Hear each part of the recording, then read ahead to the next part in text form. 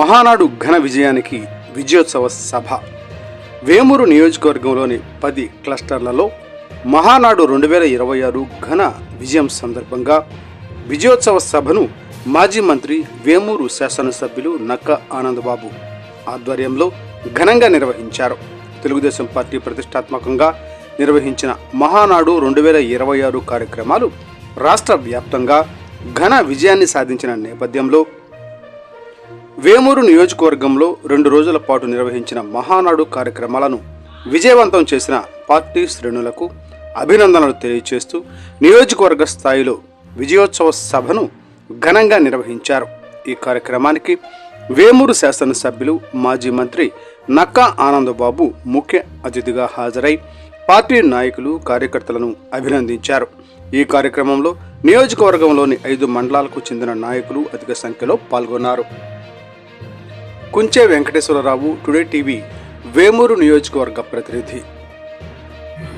ముందుగా అందరూ కూడా సమయం ఉంది, భోజనాలకు వెళ్ళాలి కాబట్టి మనం ఈ ప్రోగ్రామ్ని గంటలో ముగించుకోవాలి. ఎమ్మెల్యే గారికి ఒక 10-20 నిమిషాలు మనం వదిలేసినా మనం తలా 2 నిమిషాలు మించి మాట్లాడుకుంటూ ఇదే స్ఫూర్తితో ఇదే దీనితోనే మనం మొత్తం 100% ప్రతి ఒక్క సీటు కూడా గెలుచుకునే విధంగా ఇదే విధంగా ఈ స్ఫూర్తితో మీరు అందరూ కూడా పనిచేయాలని నేను కోరుకుంటూ నాకు ఈ అవకాశం ఇచ్చిన పెద్దలందరికీ కూడా నిర్మించుకుంటూ ముందుకు సాగే క్రమంలో కూడా మళ్ళీ జగన్మోహన్ రెడ్డి వచ్చి ఈ రాష్ట్రాన్ని ఎంత అతలాకుతలం చేశాడు అనేది మీరు గమనించాలి. ఒకసారి సోదరులారా, మీ అందరికీ నేను చెప్పేది ఏంటంటే, ఏమాత్రం మనం అప్రమత్తంగా లేకపోయినా కూడా జగన్మోహన్ రెడ్డి అనే నర్రూప రాక్షసుడు ఈ రాష్ట్రంలో మళ్ళీ అతలాకుతలం చేయడానికి వస్తాడు. కాబట్టి అనేక అంశాలు ఉంటాయి, ఇబ్బందులు ఉంటాయి, సమస్యలు ఉంటాయి. వాటన్నింటినీ కూడా అధిగమించి తెలుగుదేశం పార్టీ ఈ రాష్ట్రంలో ఎప్పుడూ ఓడిపోకుండా చూసినప్పుడు మాత్రమే మనతో పాటు రాష్ట్రం కూడా అభివృద్ధి పదంలో ముందుకెళ్తుందని చెప్పి నేను మీ అందరికీ కష్టపడి మరి పరిశ్రమలే కానివ్వండి, పెట్టుబడిదారులను ఆకర్షించడం కానివ్వండి, రాష్ట్రంలో జరగాల్సినటువంటి అభివృద్ధి పనుల్ని కేంద్రం ద్వారా సాధించడంలో కానీ ఒక ప్రణాళికాబద్ధమైనటువంటి పరిపాలన చేయడంతోనే ఈ రాష్ట్ర ప్రజలకి చంద్రబాబు నాయుడు పట్ల పెరిగినటువంటి సానుకూలతకు నిదర్శనం. మరి మహానాడు సందర్భంగా ఇది ప్రతి సంవత్సరం మనం జరుపుకునేటటువంటి పండుగ. అయితే ఇప్పుడు ఉన్నటువంటి నిన్న జరిగిన 2 రోజుల కార్యక్రమాలకి మరి ప్రధాని ఇచ్చినటువంటి పొదుపు ఆలోచనలో భాగంగా హైబ్రిడ్ సిస్టమ్ టెక్నాలజీని ఉపయోగించి చంద్రబాబు నాయుడు గారు చేసిన ఆలోచన కూడా విజయవంతం అవడంలో మరి ఎక్కడికక్కడ స్థానికంగా ఉన్నటువంటి నాయకత్వం చేసినటువంటి కృషి ఫలితంగా మరి మనందరినీ ఆనందబాబు గారు ఎక్కడికక్కడ మీటింగులు పెట్టి ఈ జరగాల్సినటువంటి కార్యక్రమాన్ని ఏ రకంగా జరిపించాలనే దానికి బాధ్యతలు అప్పచెప్పటం, దానికి తగినట్టుగా స్థానికంగా ఉన్నటువంటి నాయకత్వం క్లస్టర్ విధానంలో పనిచేయటం, మరి నాకు 10వ నెంబర్ క్లస్టర్గా బట్టిపురం బాధ్యతలు అప్పచెప్పటం, మరి 2 రోజులు సుమారుగా ఎమ్మెల్యే గారికి ఒక 10-20 నిమిషాలు మనం వదిలేసినా మనం తలా 2 నిమిషాలు మించి మాట్లాడకుండా 2 నిమిషాలు 3 నిమిషాల్లో ముగించాల్సిందిగా కోరుతూ ముందుగా మైనేని మురళీకృష్ణ గారిని మాట్లాడవలసిందిగా కోరుతున్నాను.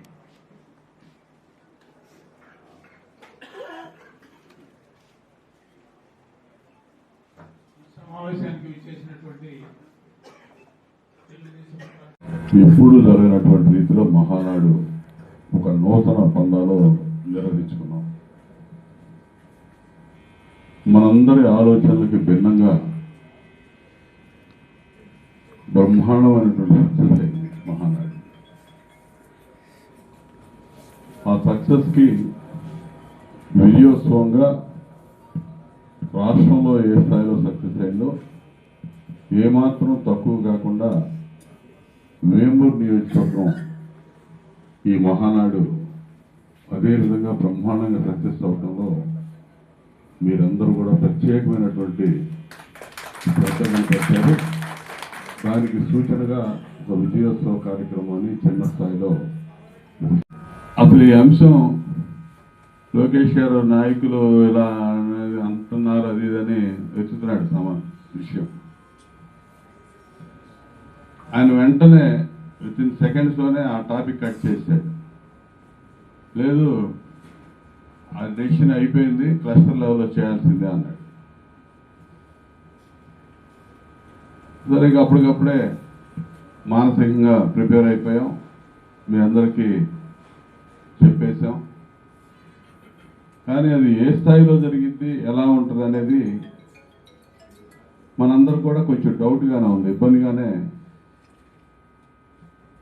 మాట్లాడుకునేవాళ్ళం. ఈ క్లస్టర్ స్థాయి అంటున్నారు, ఏంటిది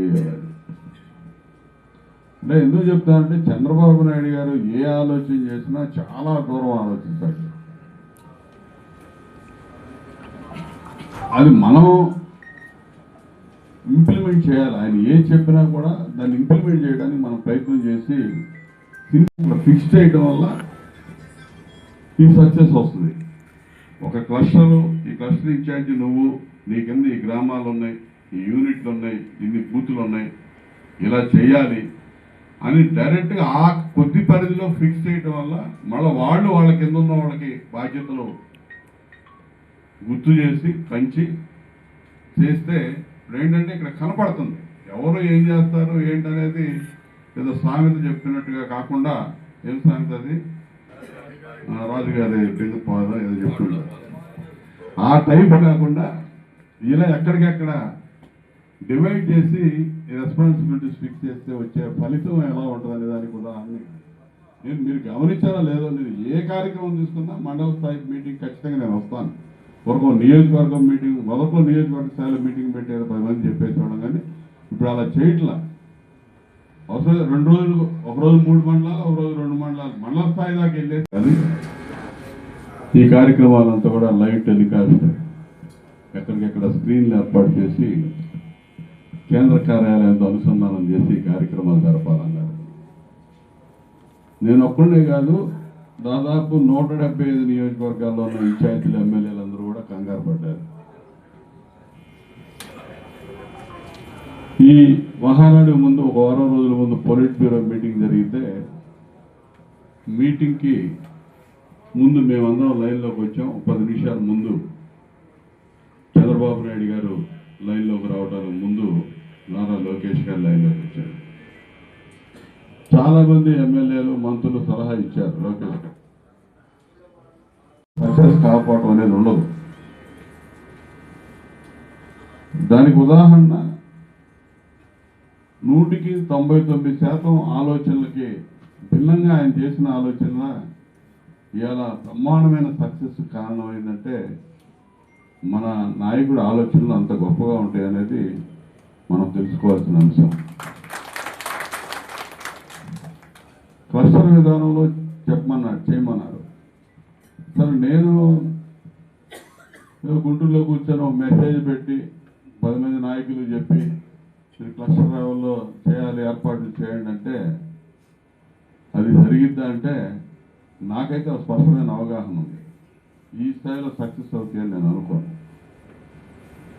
నేను మళ్ళీ మండల స్థాయిలో మీటింగ్, ప్రతి మండలంలో మీటింగ్ పెట్టి క్లస్టర్ లెవెల్లో ఎవరు క్లస్టర్ వాళ్ళకి బాధ్యత అప్పచెప్పి ఆ క్లస్టర్ల పరిధిలో ఉన్నటువంటి గ్రామాలను అక్కడే ఐడెంటిఫై చేసి వాళ్ళ పేరు పెట్టి మాట్లాడి ఆ రెస్పాన్స్ పెద్దలందరూ చెప్పారు. అసలు ఈ డిజిటల్ సిస్టంలో హైబ్రిడ్ మహానాడు జరపాలని చెప్పి పార్టీ తలచినప్పుడు వాస్తవంగా నెల్లూరు వేదికగా మహానాడు జరగాలి. 3 రోజుల మహానాడు, 2 రోజులు ప్రతినిధుల సమావేశం, 1 రోజు బహిరంగ సభ. రొటీన్గా మన మినీ మహానాడు 20వ తేదీ వేమూరులో నియోజకవర్గ స్థాయిలో మినీ మహానాడు జరపాలని చెప్పి అనుకున్నాం. ఆ రోజు సాయంత్రం వేమూరులో సాయంత్రం పూట ఒక సమావేశం పెట్టేవాళ్ళం. 1000-1500 మంది మీరందరూ గ్యాదర్ అయ్యేవాళ్ళు. ఒక 2 గంటలు ఉపన్యాసాలు చెప్పుకొని భోజనం చేసుకొని వెళ్ళిపోయేవాళ్ళు. నెల్లూరు మహానాడికి నాతో పాటు ముఖ్యమైన వాళ్ళు ఒక మహా వస్తే 10 మంది, 30 మంది, 50 మంది వచ్చి ఉండేవాళ్ళు.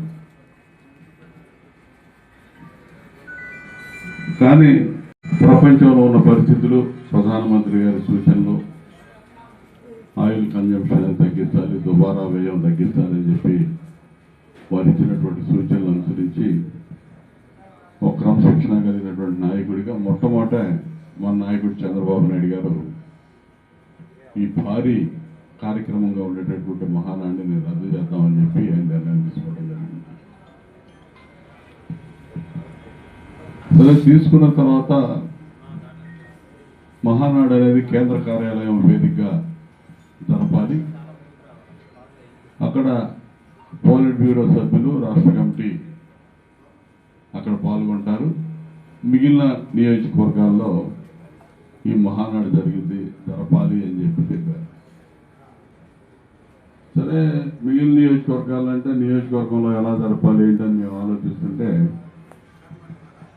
ముందుగానే క్లస్టర్ స్థాయి దాకా వెళ్ళిపోవాలి. క్లస్టర్ స్థాయి మండల స్థాయిలోకి వెళ్ళి ఆ ప్రోగ్రాం గురించి వివరించి వచ్చినప్పుడు మీరు మీ మీద పడే ఒత్తిడి, మీరు తీసుకునే బాధ్యత వేరు. పైన మీకు మెసేజ్ పాస్ చేస్తే మీరు తీసుకునే బాధ్యత వేరు. కాబట్టి అది మొదటి రోజు సాయంత్రానికి నాకు ఒక రిజల్ట్ వచ్చింది. 5,209 మంది మొదటి రోజు అటెండ్ అయ్యారని. ఇందులో కొన్ని క్లస్టర్స్లో వచ్చారు కానీ జనం ఈ అటెండెన్స్ చేయడంలో కొంత తేడా వచ్చిందని. వాస్తవం చెప్పాలంటే 502 కూడా 209 బాపట్ల జిల్లాలో హైయెస్టే. ఆ రోజు హైయెస్ట్ మందే. అంటే హైయెస్ట్ తీసుకొచ్చారంటే నేను ఎంత ఆనందపడి ఉంటానో మీరు అర్థం చేసుకోవాలి. నేను లేకుండా నేను ఇచ్చిన బాధ్యతను మీరు ఇంత చక్కగా ఫుల్ఫిల్ చేశారంటే నేను నా ఆనందానికి అవధులు లేవని చెప్పుకోవాలి. మళ్ళీ వెంటనే నేను క్లస్టర్ ఇన్ఛార్జెస్ మొత్తం 10 మందికి 10 ఫోన్లు కొట్టాను. నేనే చేశాను అందరికీ.